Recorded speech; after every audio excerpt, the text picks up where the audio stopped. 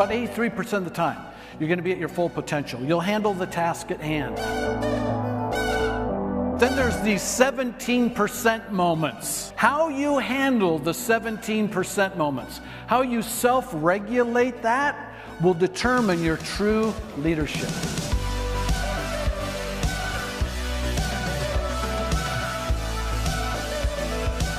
Followers talk about problems. They talk about how busy they are.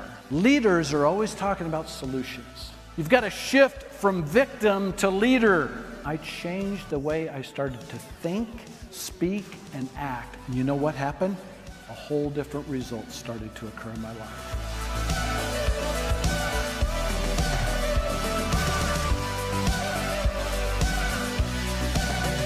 Man, it makes such a huge difference when you recognize that your mood, your attitude, and your emotion is contagious. Every single day when you're with your team, every time you're meeting a customer, you're not just exchanging information, you're literally influencing their mood, their attitude, and their emotion, and they're going to come away from you feeling a little bit better about themselves or a little bit depleted. I really want to talk to you about some strategies. How do you stay motivated? There are 3 buckets that we need to fill. If you don't fill it, it's going to run out, and you're going to be trying to dip into your bucket and give to other people, and there's nothing there. And a lot of leaders today are self-sabotaging. They're working really hard, and they're doing lots of great work, but they get to that moment of stress, and they'll actually self-sabotage themselves. But if you want to have great potential, if you want to be a true leader of influence, you're going to learn to master those moments. They don't know about the traffic in my life. And it was in a time where my business had kind of flattened off. I think it was that whole period where I was kind of going through the victim period. And we started to look at my activities. I said, you know, it's the busiest year I've ever had. Man, have I been busy. But I haven't been that productive. And what we realized is I wasn't focusing on my MVPs, my most valuable and profitable use of time. One of the things I will do with leaders is we'll sit down and I'll have them create their definite dozen list. What is your definite dozen list? Your definite dozen are the 12 activities that represent your MVPs, your most valuable, profitable use of time. Not trivial, not time-wasting, but powerful work. They say whatever keystone habits we put in place creates a chain reaction of positive momentum. Your highest performing leaders are very self-aware. I'm always talking to leaders about sustainability and their health and how are they holding up.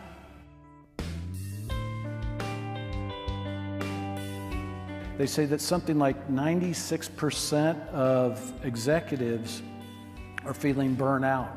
I actually take better care of this thing than I do myself. It's more difficult to just be alone and find time where there's space. And rediscovering your why, rediscovering on a weekly basis your purpose for what you do. I used to race into my day. I used to get on email like 76% of people today before they even get out of bed are on email or Facebook. And I don't do that anymore. I go downstairs, I'll brew coffee, put on a Pandora soft mix. I actually spend 15 minutes in a spiritual time of reflection and gratitude, and I try to write out a prayer.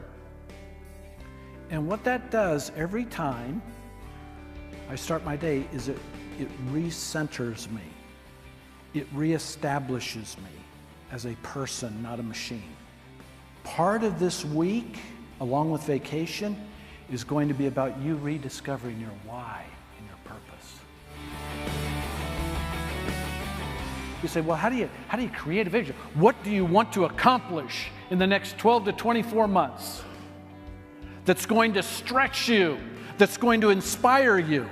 What are the 3 stretch professional goals that you have in the next 12 to 24 months? Maybe coming out of this conference, there's going to be a new level of potential and success that you never really even dreamed or even had thought about. It's amazing what vision, vision is a picture. If you think about it, it's a picture of the future that creates passion in the present. When I have vision, I'm passionate. When I don't have vision, I'm not very passionate about my life. I start kind of going through the motions. Things become mechanical. Shift from kind of a vague black and white. Get crystal clear with your vision. How clear are you with your personal vision in work and in life? There are two creations in life. One is invisible in your mind's eye. And then there's a physical creation. And it takes a lot of hammering and chiseling and eliminating the trivial. Taking away things that don't represent the masterpiece that you are. Anybody here ever get in a pity party? Don't leave me up here alone. Anybody? Okay. I was kind of in a pity party. I was in a funk. And I got up that first night and I said, I have to be very honest with you. I came here to inspire you, and you have touched me deeply. And I want to tell you something. I was nervous. I've never been around burn victims. And I kid you not, a young man raised up a prosthetic limb. And he goes, Mr. Gutzler, we never refer to ourselves as victims. We're burn survivors. Burn survivors. Wow, yeah. The rest of those 4 days, I began to search my heart. And I started to weed out any victim speak, any victim mentality. You can always tell a leader in any industry, in any business, by their vocabulary. I want to be present with my wife. I want to be present when my kids come over, grandkids come over. I don't want to be a nuisance and out of balance in my life. I've lived in those eras before, and it's not very fulfilling. Most people I talk to in business are smart. But we got to be both smart and healthy. Smart and healthy. We're always talking about how do you keep the fire burning. I want to remind you, it's not about being fast. It's about finishing, and finishing with the right people. Be a leader in these next months. Your team, your family needs your leadership.